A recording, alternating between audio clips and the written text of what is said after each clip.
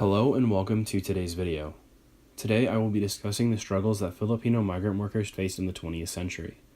Migrant workers in general faced poor working conditions during this time. However, Filipino migrant workers faced additional hurdles. In Hawaii, Filipino sugar workers faced a tiered racism. By this I mean that Filipinos were viewed as an aggressive, over-emotional people who were quick to violence just due to them being Filipino, while Japanese were viewed as a mild-mannered and less violent people, thus making them more desirable workers for the growers. A 1926 study conducted by the University of Hawaii collected social ratings on Hawaiian racial groups. Filipinos were rated last or next to last in almost all 8 categories. These categories included planning capacity, self-control, and inhibition of impulse. The only category that Filipinos did not rank low in was tact. This meant that the majority of the people on Hawaii in 1926 viewed Filipinos as an overall aggressive people who did what they wanted when they wanted to. All of these negative connotations and racist remarks came to a head on September 19, 1924 in Hanapepe on the island of Kauai, when a strike between the Filipino Labor Union and the Hawaiian Sugar Planters Association, or HSPA, turned deadly.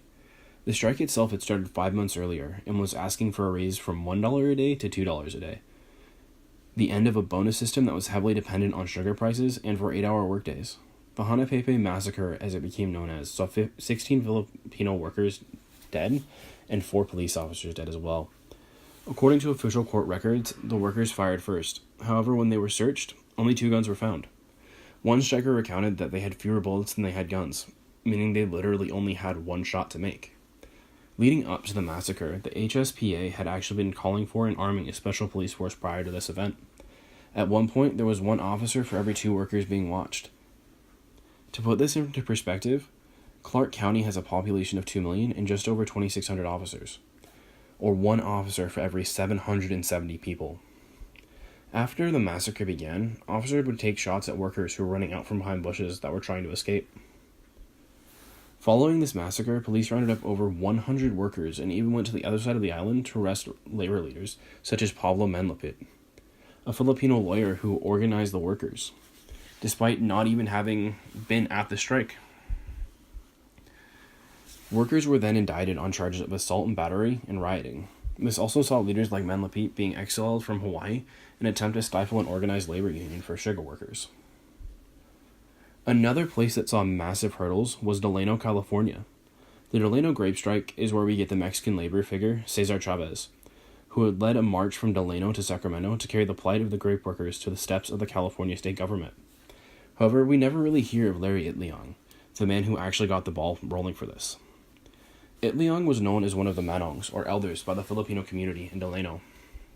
He and other first-generation immigrants worked as migrant workers from Alaska to California in a variety of industries, including canning tuna and picking grapes. For over 30 years, the manongs worked without contracts, but as the 1960s came, they were now older men who were nearing retirement and had little to nothing to show for it. So on September 7th, 1965, the Filipino workers went on strike. However, the success of this strike was almost non-existent at first, because while the Filipinos were striking, the Mexican workers were crossing picket lines to tend the fields that the Filipinos had just vacated. However, after a week of this, Larry Itliong went to Cesar Chavez and asked him to strike with them. At first, Chavez said no, saying that it was too soon for Mexican workers to join the Filipinos. However, within a couple of days, Chavez and the Mexican workers agreed to join Itliong and the Filipinos from the United Farm Workers, or the UFW.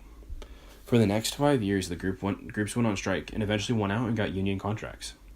However, for the manongs, this did not bode well, as many of them had left to go and earn money elsewhere, because they actually wanted to have a retirement fund. And when they returned, they found that they were not senior enough in the union to actually receive contracts, and thus lost their jobs. They also lost their homes due to labor camps being closed. Now, left with no jobs and no homes, the manongs turned to their community for support. In 1974, the community built a retirement home for the manongs. A unique thing about many of the manongs was that they had no children due to anti-miscegenation laws that prevented race mixing for much of the 20th century. This saw them adopting members of the community as their own. In the case of Alex Fabros, the manongs bought him a brand new car and placed $500 in the glove compartment for him when he graduated high school. Fabros was actually a fellow laborer while he was going through school. He actually went on to become a Filipino American labor historian because the Manongs actually saved money for him to go to college. This showed that despite the fact that the Filipinos were beaten and shoved down, they found a way to make it work. The end.